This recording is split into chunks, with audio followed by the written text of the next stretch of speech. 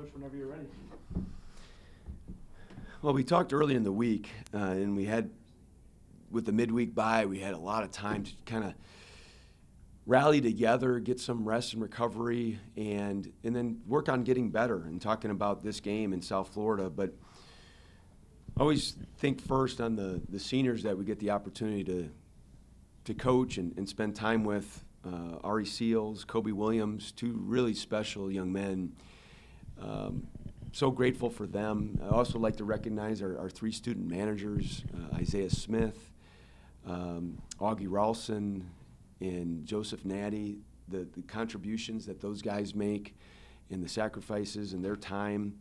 But this was a total team effort, and not just our team, but it was a City of Tulsa effort. Our fans were especially awesome. And from the free throws that they had to shoot late, and the volume in the building was awesome. And so we've talked since the very beginning, since the summer, that our goal is to get better and better as the season goes on, just to become the best version of us in late February and March, and it feels like that's happening. And our focus is just to keep doing that. And now, going into the conference tournament, just try to play and continue this season as long as we possibly can, because these are a great group of guys. Not just honored, but love coaching these guys every single day, and just want to keep it going. Anything real strategically different in the second half? I would go 31 points in the first half on like 30% shooting, 45 in the second on 52% shooting, or is it just you got two players who just decided to take over this game? Or yeah, I think that I think some of our defensive lapses came from our offense. Actually, we turned the ball over. Their pressure bothered us. They were able to get a few runouts. I thought they were just quicker to the ball in a number of areas. And this is a special offensive team. They're number one in three-point field goal percentage. They're number one in assists. They've got a lot of balance. And defending the three was going to be really important. I thought we got ourselves very concerned about guarding the three, and it opened up some dribble lanes. In the second half, I just thought we were much sharper with our earlier positioning, getting to certain areas, and I thought our effort was just better too. And so not a ton of changes. We did a couple matchup changes. We did a couple different lineup things, but I just thought the guys really dug down deep and found a way. Coach, early in the season, you put a lot of trust in these young freshmen. And, you know, it's an old saying in the game, at the end of the season, they're almost like new sophomores. And it seemed like those guys just really, really locked in. What part of the season have you noticed they just made that shift? Well, I think that there's been moments, like I can think of times where you see great progress, but true improvement's never a straight line. You always kind of take some steps forwards and take a step back and take some steps forward. But I would say not just for them, but for our entire team, these last few weeks, there's just been a little bit of a different mentality. There's from confidence to understanding what it's going to take. We've got three freshmen playing a lot. Of course, PJ, but Matt Reed and Tyshawn Archie, two true freshmen. And, you know, to me, I think those three guys could be on the all-freshman team in the league. So we're absolutely counting on them. They've grown. We're on a race to maturity, but they're maturing, and you can see it. And it seemed like when Kobe came down and hit the tying bucket, the air just went out of the other team. Did your guys just lock in and just say, we got this? Well, we reminded them, and this is why South Florida came in here as the league outright champion in the regular season, a ranked team. They've won 15 in a row, and I think 21 out of 22. They've been down before. They've been down big before. They've been in close games. And I just reminded the team that this is all about us. Let's not worry about them. It's that we need to do. Now, we needed to take care of the ball a little bit better in the press.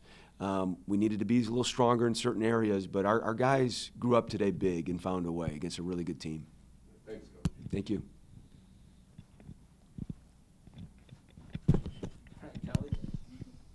At the beginning of the season, you said that Kobe Williams was coming in as like a big leader on the team. How did you see that play out now that we're done with regular season? So Kobe's best leadership skill is of that as of example, and especially in between the lines, because we've seen games from him, and this is throughout his entire career. I've probably coached him now in game close to 120 times, and he's always got great effort. The ball will go in the basket some nights. Some nights it doesn't go in as much, but that effort is always at a max level. He absolutely empties his tank, and that is inspiring to the entire team. Guys understand of just how hard he plays, and it's in practice too.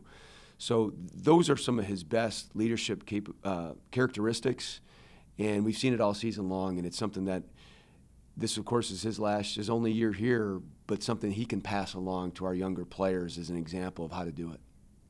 And then after this big win at home, how are you kind of preparing to go back on the road and play in the tournament next week?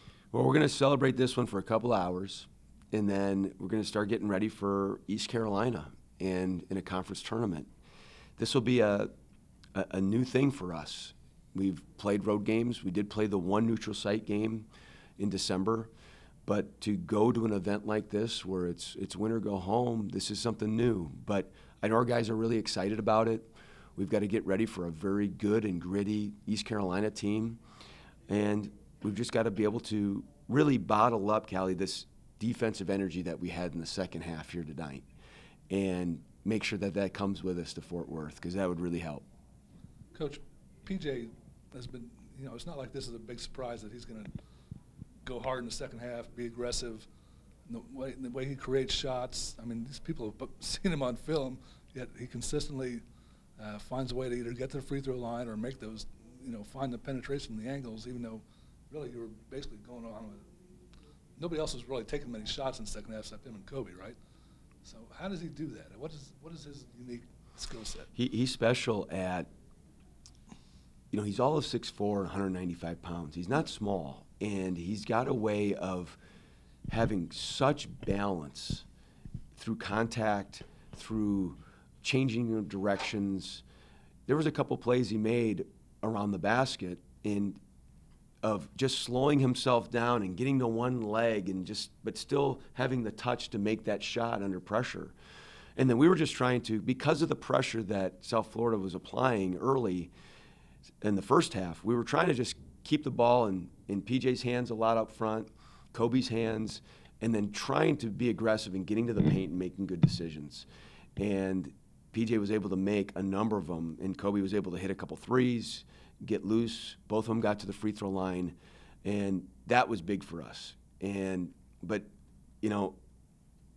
I can't talk to PJ's family and dad and who's taught him how to do these things.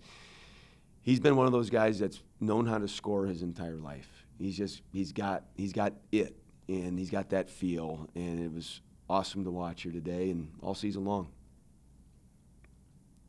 Anything else, guys? Thank you, everybody. Appreciate you all.